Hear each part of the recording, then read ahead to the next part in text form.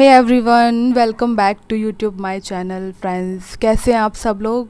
I hope आप लोग बहुत अच्छे होंगे फ्रेंड्स। सो फ्रेंड्स, आज का जो मेरा टॉपिक है making of the Indian constitution, इसको आज हम बहुत डिटेल में समझेंगे। कैसे बना हमारा भारत का संविधान, क्या क्या प्रोविज़न थे फ्रेंड्स, और ये क्यों बना। सबसे पहले तो सवाल ये आना चाहिए कि क्यों बना।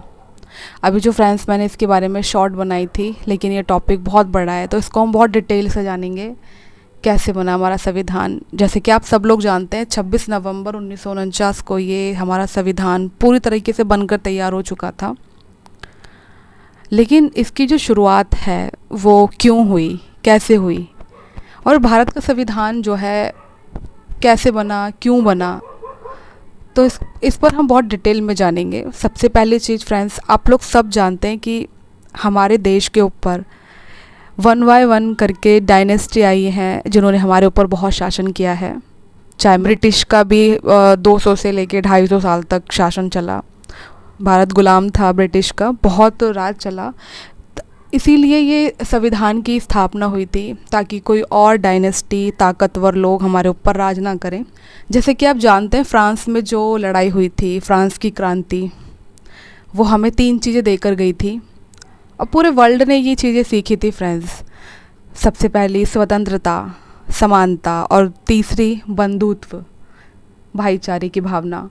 तो फ्रेंड्स, ये चीज़ें सब ने सीखी थी और 1 बाय 1 करके हर एक देश में संविधान सबका अलग अलग है।